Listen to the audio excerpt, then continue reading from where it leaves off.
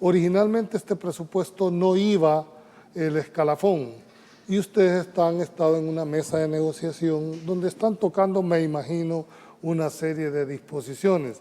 Sin embargo, el dictamen piden modificación y se incorpora al final casi de la plenaria y se obtiene la reforma del artículo 4 de la ley incorporando el presupuesto. ¿Cuál es la opinión de esa decisión final que dio la Asamblea Legislativa para incluir los fondos para el escalafón 2025?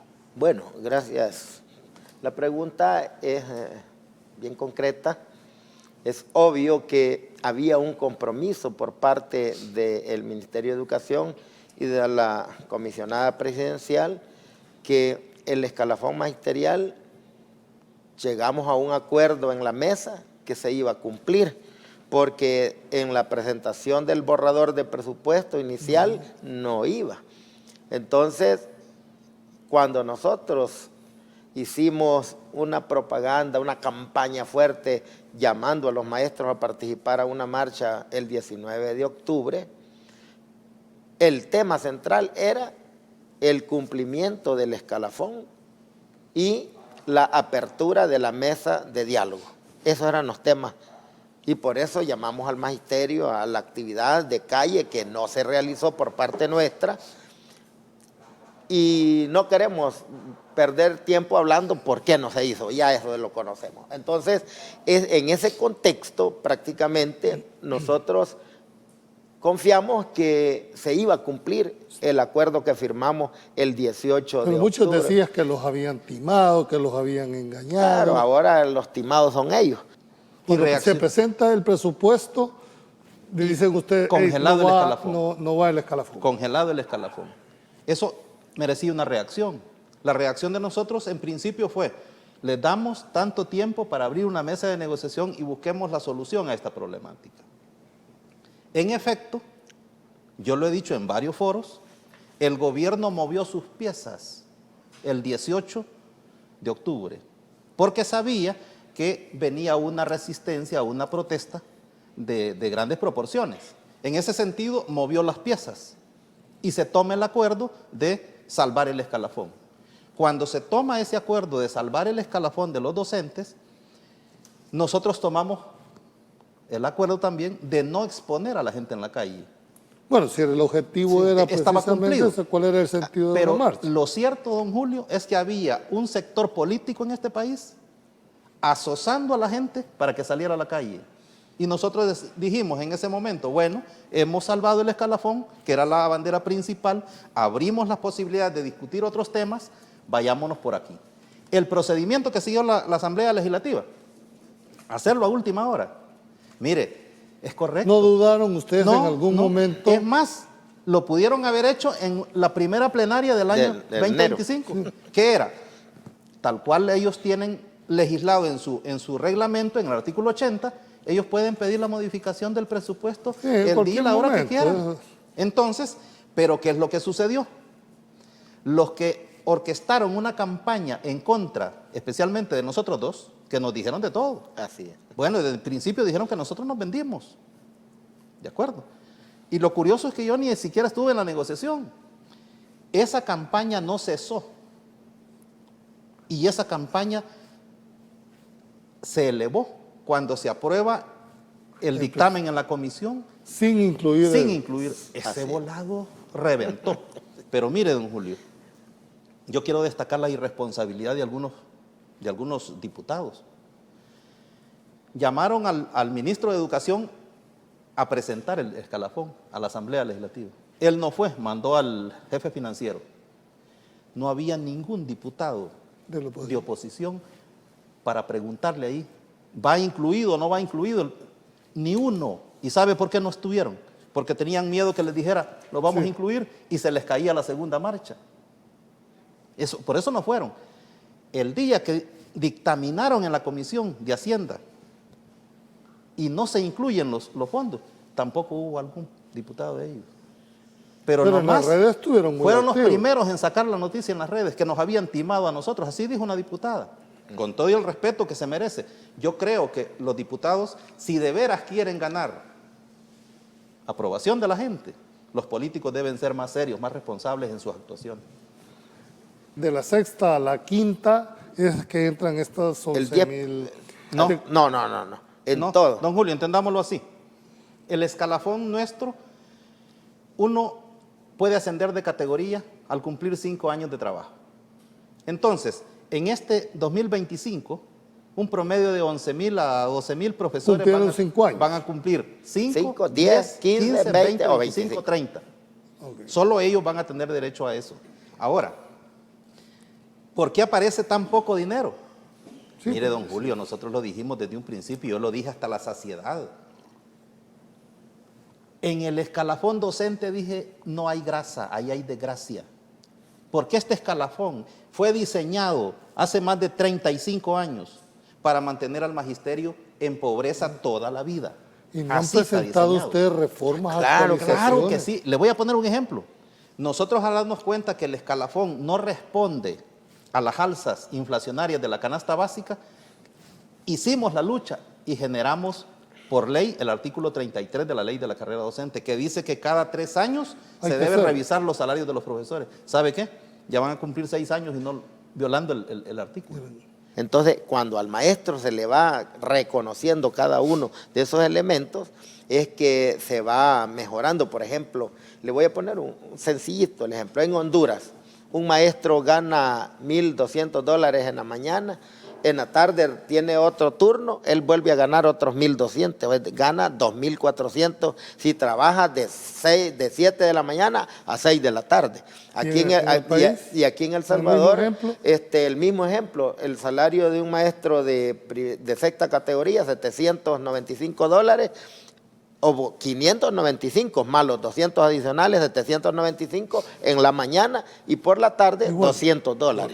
Quiero preguntar, según mis datos y corroborámelo, Paz, 1,000 maestros ingresarán en el 2025 a la sexta categoría con $595 No, mensuales. no, ¿No es así? no.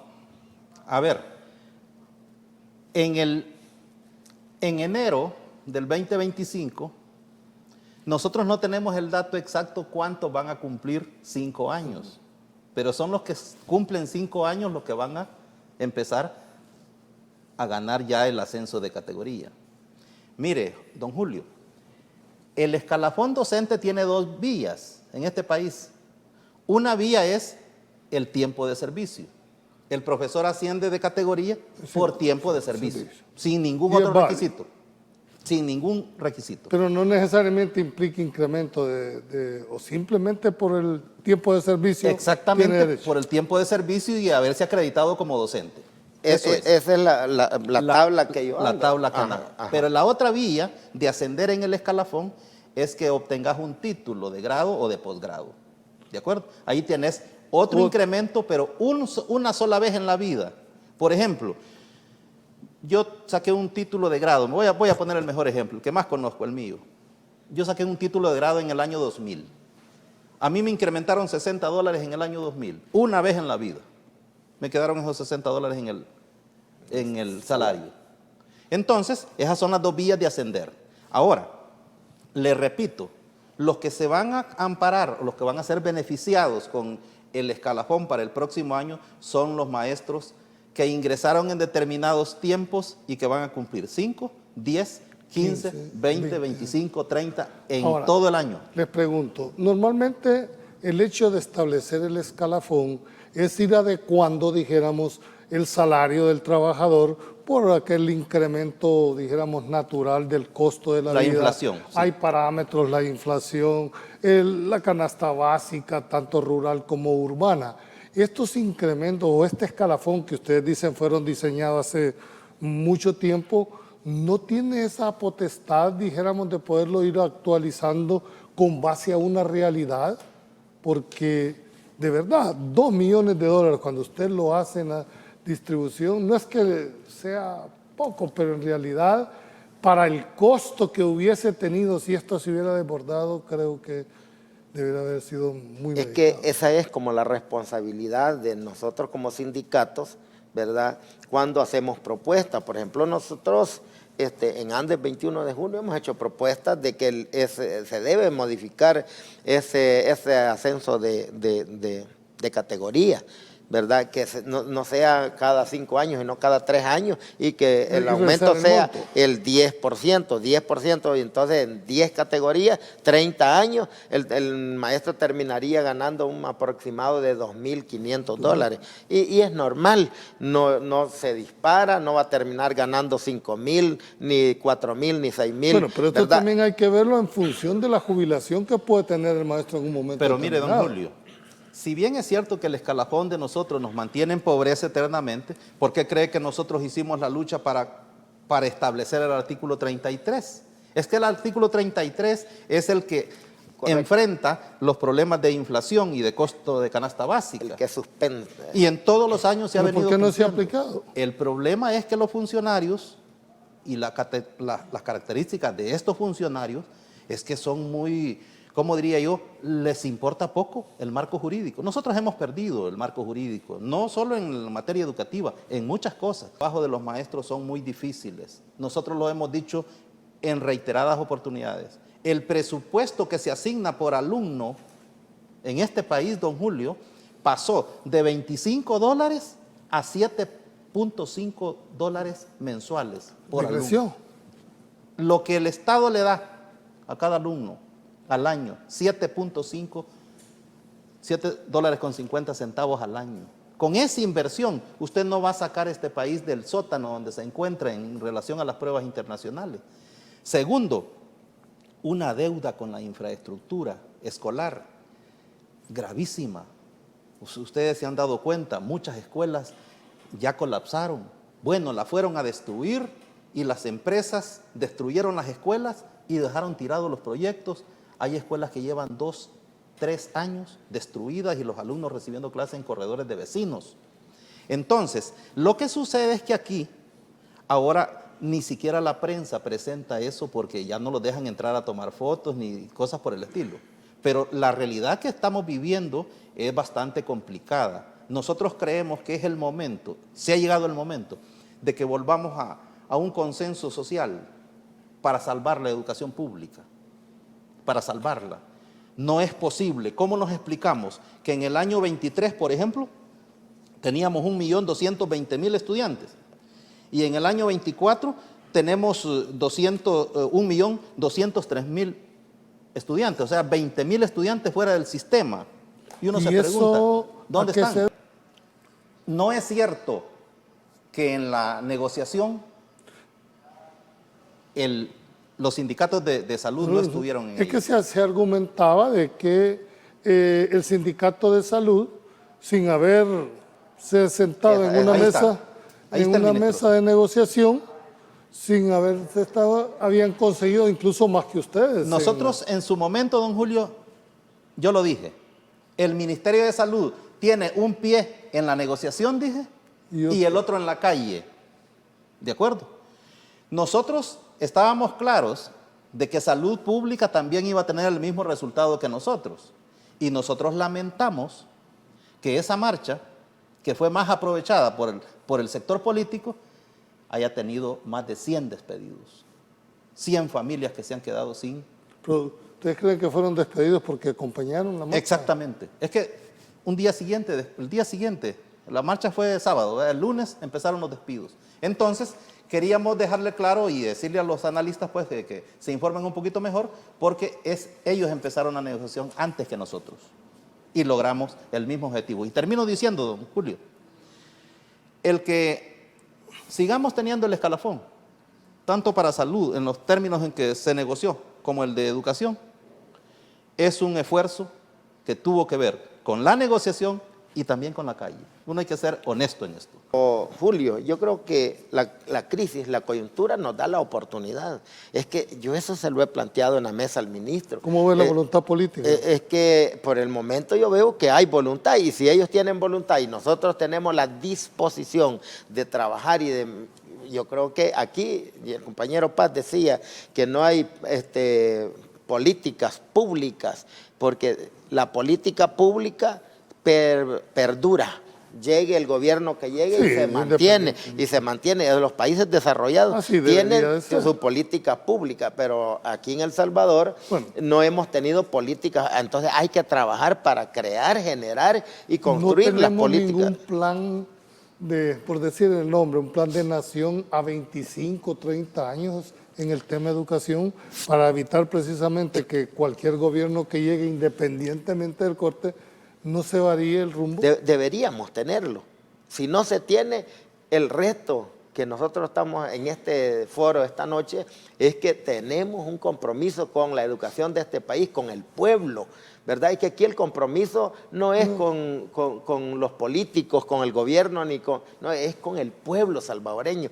Y el reto es que debemos mejorar, debemos educar una generación que realmente enfrente la tecnología a la cual nosotros no nos prepararon, pero que los niños están y hay que hacer una reforma curricular, hay que poner asignaturas de esa índole desde el niño de primera infancia, de primer grado, de primer ciclo y así hasta llegar a la universidad. ¿Faltan ustedes esa voluntad política en estas mesas de poder hacer un verdadero planteamiento de reforma curricular en el país? Don Julio, los sindicalistas no anduvimos en campaña ofreciendo una mejor educación al país, fueron los políticos.